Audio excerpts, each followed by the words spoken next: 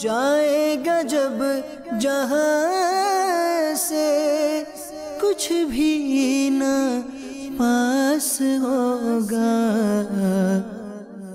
2 گز کفن کا کپڑا تیرا لباس ہوگا۔ الحمدللہ رب العالمین والصلاة والسلام علی سید المرسلین، اما بعد فاعوذ باللہ من الشیطان الرجیم، بسم اللہ الرحمن الرحیم۔ الصلاة والسلام علیکہ یا رسول اللہ وعلی آلک وصحابک یا حبیب اللہ، الصلاة والسلام علیکہ یا نبی اللہ وعلی آلک وصحابک یا نور اللہ۔ نماز کے احکام کے مختلف سلسلے، امیر اہل سنت کے مختلف رسائل پر سلسلوں کی ترکیب ہے، اور آج ہمارا سلسلہ مدنی وصیت نامہ ہے، جو امیر اہل سنت کا رسالہ مدنی وصیت نامہ ہے وہ آپ کو بیان کیا جائے گا۔ مختلف مناظر وغیرہ بھی دکھائے جائیں گے۔ اب تک ہم وضو کا طریقہ، غسل کا طریقہ، کپڑے پاک کرنے کا طریقہ، فاتحہ کا طریقہ، فیضان جمعہ، فیضان عید، یہ سلسلے کر چکے ہیں اور مزید سلسلوں کا سفر جاری ہے۔ محبوب رب العالمین جناب صادق و امین صلی اللہ تعالی علیہ وآلہ وسلم نے فرمایا، مجھ پر درود شریف پڑھو، اللہ پاک تم پر رحمت بھیجے گا۔ صلو علی الحبیب صلی اللہ تعالی علی محمد۔ یہ مدنی وصیت نامہ مسجد النبوی شریف میں لکھا گیا، اور امیر اہل سنت نے مختلف الفاظ کے ساتھ جیسے لکھا ہے وہ آپ کو بیان کیا جا رہا ہے۔ امیر اہل سنت فرماتے ہیں، الحمدللہ علی احسانہ، اس وقت نماز فجر کے بعد مسجد النبوی شریف علی صاحبہ الصلاۃ والسلام میں بیٹھ کر 40 وصایا من المدینہ المنورہ، یعنی مدینہ منورہ سے 40 وصیتیں تحریر کرنے کی سعادت حاصل کر رہا ہوں۔ امیر اہل سنت فرماتے ہیں، صد آج میری مدینہ منورہ زادہ اللہ شرفاً و تعظیمہ کی حاضری کی آخری صبح ہے۔ سورج روضہ محبوب علی صاحبہ الصلاۃ والسلام پر سلام عرض کرنے کے لیے حاضر ہوا چاہتا ہے۔ آج رات تک اگر جنت البقیع میں مدفن ملنے کی صورت نہ ہوئی تو مدینے سے جدا ہونا پڑ جائے گا۔ آنکھ اشکبار ہے، دل بے قرار ہے، ہائے افسوس چند گھڑیاں طیبہ کی رہ گئی ہیں، دل میں جدائی کا غم طوفان مچا رہا ہے۔ دل غم میں ڈوبا ہوا ہے۔ ہجر مدینہ کی جاں سوز فکر نے سراپا تصویر غم بنا کر رکھ دیا ہے۔ ایسا لگتا ہے گویا ہونٹوں کا تبسم کسی نے چھین لیا ہو۔ ان قریب مدینہ چھوٹ جائے گا، دل ٹوٹ جائے گا۔ مدینے سے سوئے وطن روانگی کے لمحات ایسے جاگزار ہوتے ہیں گویا کسی شیرخوار بچے کو اس کی ماں کی گود سے چھین لیا گیا ہو، اور وہ روتا ہوا نہایت ہی حسرت کے ساتھ بار بار مڑ کر اپنی ماں کی طرف دیکھتا ہو کہ شاید ماں ایک بار پھر بلائے گی اور شفقت کے ساتھ گود میں چھپائے گی، اپنے سینے سے چمٹائے گی، مجھے لوری سنا کر اپنی ممتا بھری گود میں میٹھی نیند سلا دے گی۔ میں شکستہ دل لیے بھوجل قدم رکھتا ہوا چل پڑا ہوں یا شہنشاہ مدینہ الوداع۔ الوداع تاجدار مدینہ، الوداع تاجدار مدینہ، کس طرح شوق سے چلا تھا، کس طرح شوق سے چلا تھا، دل قبول جا خوشی سے کھلا تھا، آہب چھوٹتا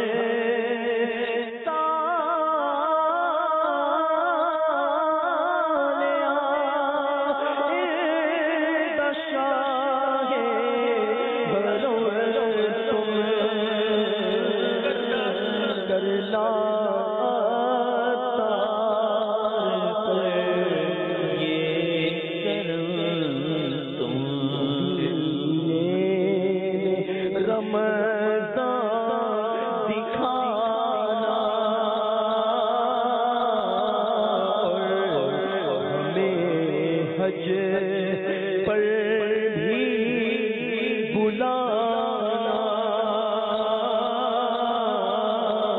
الوداع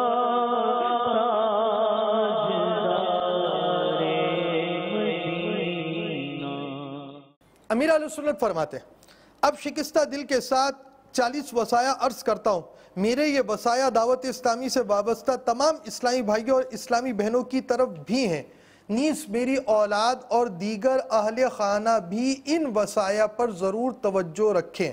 امیر اہل سنت فرماتے ہیں زہی قسمت مجھ پاپی و بدکار کو مدینہ پر انوار میں، وہ بھی سایہ سبز گنبد و مینار میں، ایک کاش جلوہ سرکار نامدار شہنشاہ ابرار شفیع روز شمار محبوب پروردگار احمد مختار صلی اللہ تعالی علیہ وآلہ وسلم میں شہادت نصیب ہو جائے اور جنت البقیع میں 2 گز زمین میسر آئے۔ اگر ایسا ہو جائے تو دونوں جہاں کی سعادتیں ہی سعادتیں ہیں، ورنہ جہاں مقدر۔ نمبر 1، اگر عالم نظر میں پائیں تو اس وقت کا ہر کام سنت کے مطابق کریں، ممکنہ صورت میں سیدھی کروٹ لٹا کر چہرہ قبلہ رخ کریں، یاسین شریف بھی سنائیں یاسین والقرآن الحکیم، اور کلمہ طیبہ سینے پر دم آنے تک مسلسل با آواز پڑھا جائے۔ اشہد ان لا الہ الا اللہ واشہد ان محمد رسول اللہ۔ نمبر 2، بات قبض روح بھی ہر معاملے میں سنتوں کا لحاظ رکھیں، مثلا تجہیز و تکفین وغیرہ میں تعجیل یعنی جلدی اور عوام اکٹھی کرنے کے شوق میں تاخیر کرنا سنت نہیں۔ بہار شریعت حصہ 4 میں بیان کیے ہوئے احکام پر عمل کیا جائے، خصوصاً اشد تاکید ہے کہ ہرگز نوحہ نہ کیا جائے کیونکہ یہ حرام اور جہنم میں لے جانے والا کام ہے۔ نمبر 3، قبر کا سائز وغیرہ سنت کے مطابق ہو اور لاحد بنائیں کہ سنت ہے۔ حاشیہ، قبر کی 2 اقسام ہیں، صندوق اور لحد۔ آئیے مدنی گلدستہ دیکھتے ہیں۔ قبر کی قسمیں، بناوٹ کے اعتبار سے قبر کی 2 قسمیں۔ نمبر 1، لحد یعنی بغلی قبر، مدینہ پاک میں لحد ہوتی ہے۔ لحد اسے بغلی قبر بھی کہتے ہیں۔ اس کی تیار کرنے کا طریقہ یہ ہے کہ صندوق نما گڑھا کھود کر اس میں قبلے کی طرف دیوار میں اتنی جگہ کھودیں جس میں میت کو بآسانی رکھا جا سکے۔ خیال رہے لحد صرف سخت زمین میں ہی بنتی ہے، نرم زمین میں نہیں بن سکتی۔ یہ دیکھیے، یہ جیسے حصہ ہے قبر کا اوپر کا اور یہ حصہ نیچے کا۔ نیچے والا یہ حصہ یہاں تک آپ سمجھیں آپ نے کھودنا ہے، اوپر والا نہیں کھودے گا، صرف نیچے والا حصہ اتنے حصے میں کھد گیا اور میت یوں اتر کر اندر کی طرف رکھی جائے گی۔ پاک و ہند میں چونکہ اس طرح زمین مٹی ہوتی ہے کچی، تو اگر آپ یوں کھودیں گے تو یہ مٹی گر جائے گی، لہذا پاک و ہند میں لحد یوں نہیں بنے گی۔ لحد بننے کے لیے آپ یوں سمجھیں ہم نے پہاڑ کاٹا ہوا ہے، تو پہاڑ میں سے اگر ہم نے یہ حصہ یوں کاٹیں گے تو پہاڑ نیچے نہیں گرے گا۔ تو اب یہ لحد بنے گی جہاں زمین سخت ہوتی ہے، پہاڑ کی طرح سمجھ لیجئے ہوتی ہے، وہاں پر آپ لحد بنا سکتے ہیں، نرم زمین پر نہیں بنا سکتے۔ دوسری قسم شق یعنی صندوق، یہ صندوق نما گھڑا کھود کر تیار کی جاتی ہے اور عام طور پر ہمارے ممالک میں یہی رائج ہے۔ لحد سنت ہے، اگر زمین اس قابل ہو تو یہی کریں اور نرم زمین ہو تو صندوق میں حرج نہیں۔ ہمارے عام طور پر جو قبر بنتی ہے، قبر میں اس انداز سے ایک گھڑا ہوتا ہے، یعنی مستطیل میں، مستطیل مینز ریکٹینگل شیپ کے اندر، ریکٹینگل شیپ جیسا کہ آپ یہ دیکھ رہے ہیں یہاں پر بنایا گیا ہے۔ یہاں ایک مدنی پھول یاد رکھیے، قبر کی لمبائی کے تعلق سے یہ ہے، اس سے مراد یہ ہے کہ لحد یا صندوق اتنا ہو، یہ نہیں کہ جہاں سے کھودنی شروع کی وہاں سے آخر تک یہ مقدار ہو۔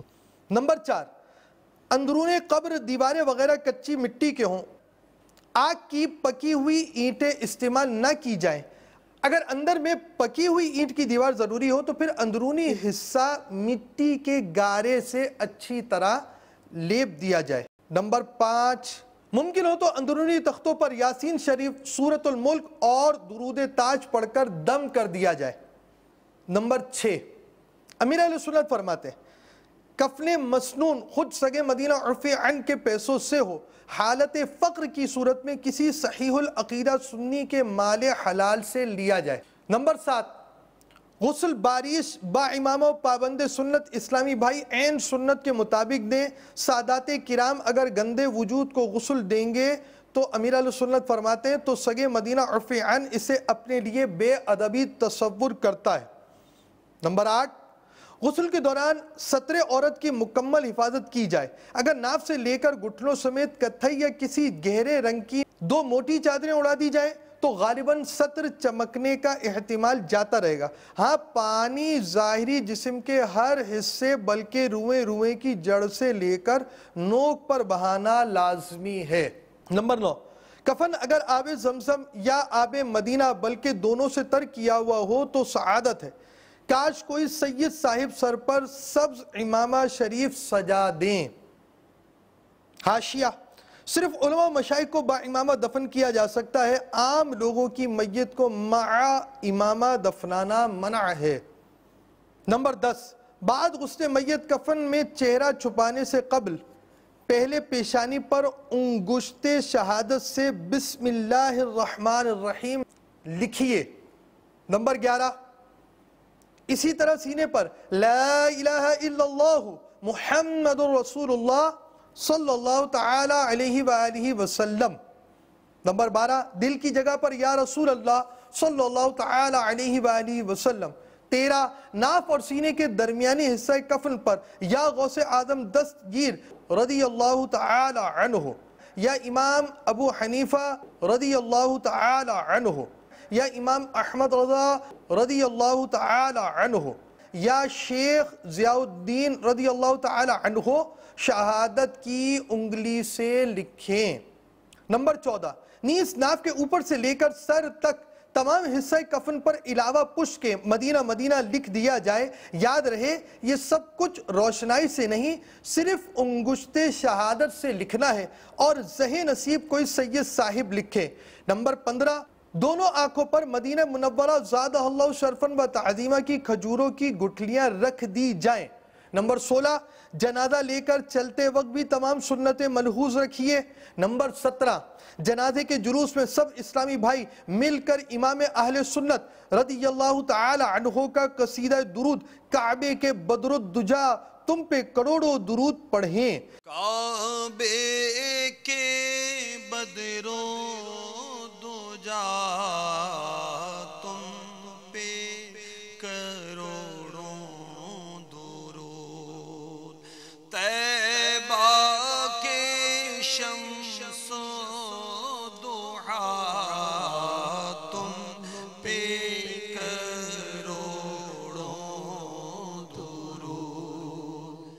اس کے علاوہ بھی نعتیں پڑھے مگر صرف اور صرف علماء اہل سنت ہی کا کلام پڑھا جائے۔ نمبر 18، جنازہ کوئی صحیح العقیدہ سنی عالم باعمل یا کوئی سنتوں کے پابند اسلامی بھائی یا اہل ہوں تو اولاد میں سے کوئی پڑھا دے، مگر خواہش یہ ہے کہ سادات کرام کو فوقیت دی جائے۔ نمبر 19، زہ نصیب سادات کرام اپنے رحمت بھرے ہاتھوں قبر میں اتار کر ارحم الراحمین کے سپرد کر دیں۔ نمبر 20، چہرے کی طرف دیوار قبلہ میں تاک بنا کر اس میں کسی پابند سنت اسلامی بھائی کے ہاتھوں کا لکھا ہوا عہد نامہ، نقش نعل شریف، سبز گنبد شریف کا نقشہ، شجرہ شریف، نقش ہرکارہ وغیرہ تبرکات رکھیے۔ نمبر 21، جنت البقیع میں جگہ مل جائے تو زہ قسمت، ورنہ کسی ولی اللہ کے قرب میں یہ بھی نہ ہو سکے تو جہاں اسلامی بھائی چاہیں سپرد خاک کریں مگر جائے غصب پر دفن نہ کریں کہ حرام ہے۔ نمبر 22، قبر پر اذان دیجئے۔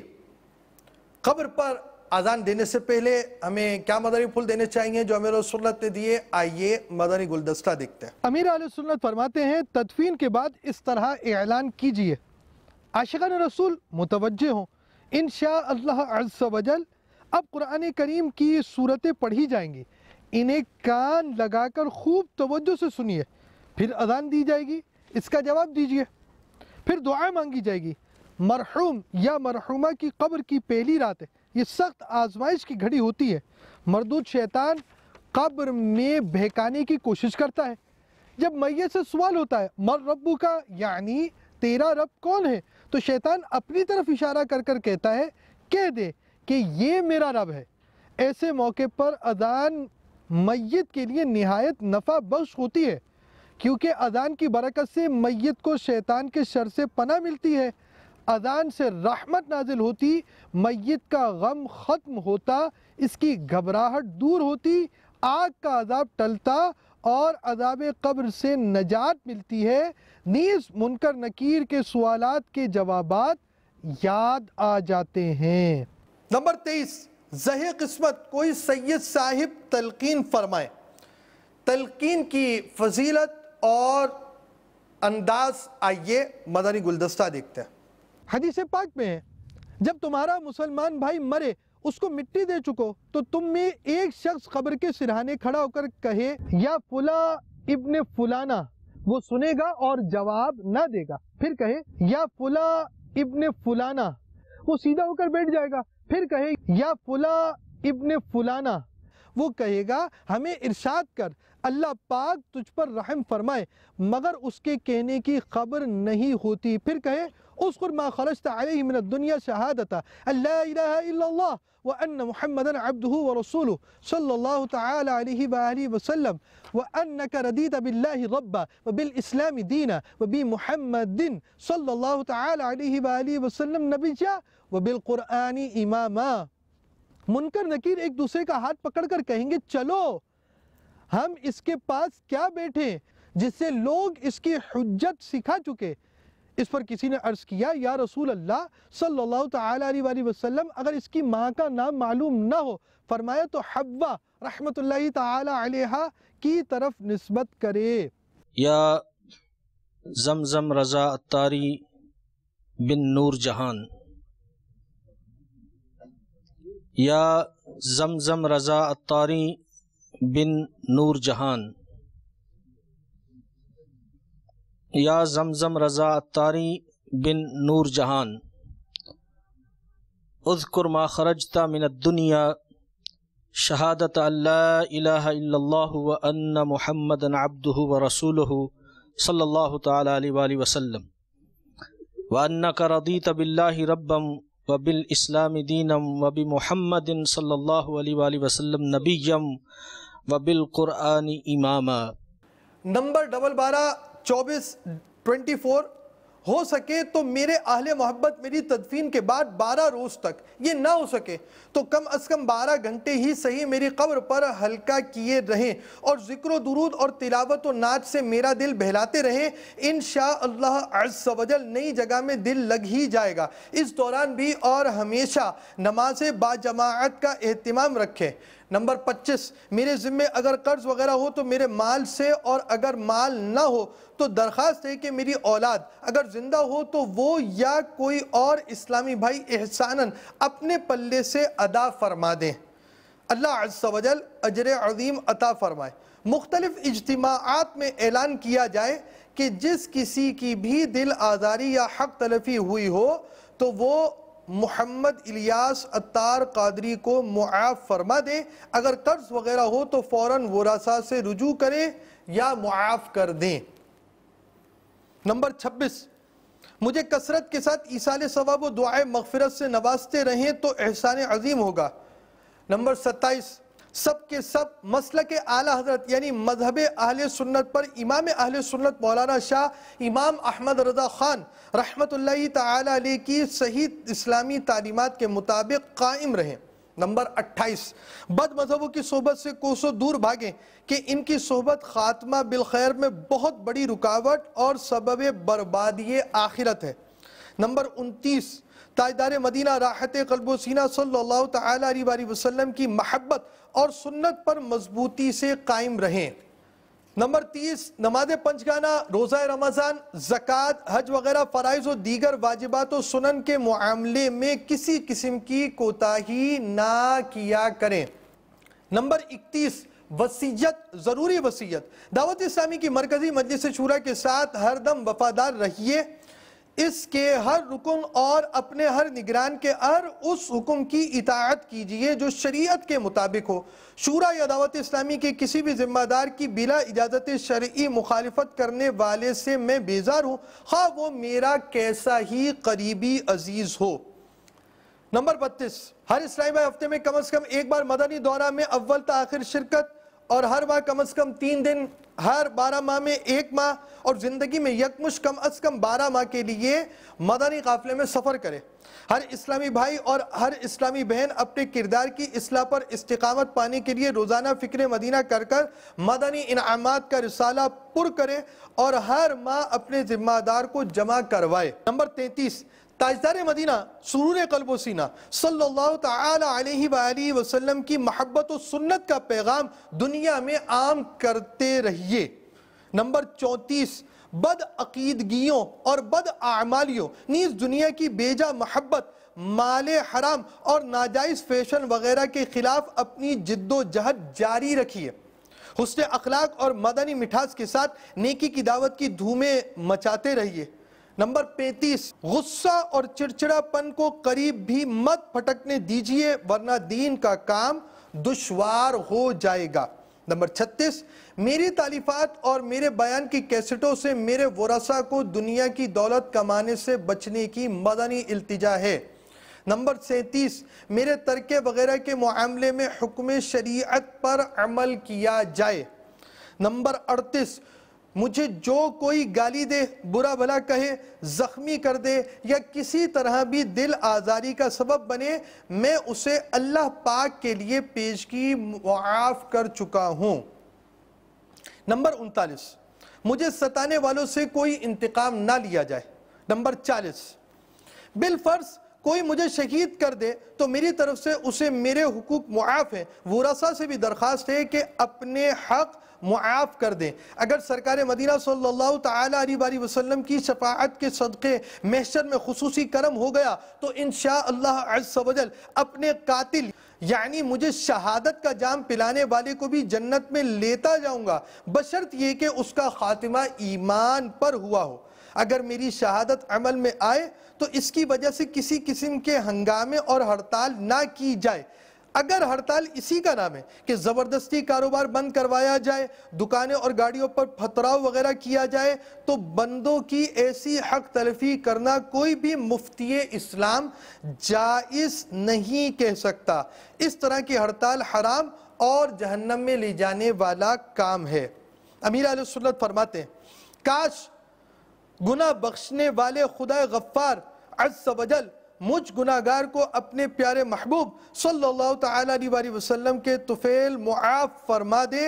اے میرے پیارے پیارے اللہ عز و جل، جب تک زندہ رہوں عشق رسول میں گم رہوں، ذکر مدینہ کرتا رہوں، نیکی کی دعوت کے لیے کوشاں رہوں، محبوب صلی اللہ تعالی علیہ وآلہ وسلم کی شفاعت پاؤں اور بے حساب بخشا جاؤں، جنت الفردوس میں پیارے حبیب صلی اللہ تعالی علیہ وسلم کا پڑوس نصیب ہو۔ کاش ہر وقت نظارہ محبوب میں گم رہوں۔ اے اللہ عز و جل اپنے حبیب پر بے شمار درود و سلام بھیج، ان کی تمام امت کی مغفرت فرما، آمین بجاہ النبی الامین صلی اللہ تعالی علیہ وآلہ وسلم۔ یا الہی جب رضا خواب گرا سے سر اٹھائے، دولت بیدار عشق مصطفیٰ کا ساتھ ہو، آمین بجاہ النبی الامین صلی اللہ تعالی علیہ وآلہ وسلم۔ مدنی وصیت نامہ پہلی بار محرم الحرام 1411 ہجری بمطابق 1990 سنہ عیسوی مدینہ منورہ زادہ اللہ شرفاً و تعظیمہ سے جاری کیا تھا، پھر کبھی کبھی تھوڑی بہت ترمیم کی گئی۔ امیر علیہ سنت فرماتے ہیں اب مزید بعض ترامیم کے ساتھ حاضر کیا ہے۔ 10 جمادی الاولیٰ 1434 سنہ ہجری 23 مارچ 2013 سن عیسوی۔ صلو علی الحبیب صلی اللہ تعالی علی محمد۔ جائے گا جب جہاں سے کچھ بھی نہ پاس ہوگا، 2 گز کفن کا کپڑا تیرا لباس ہوگا۔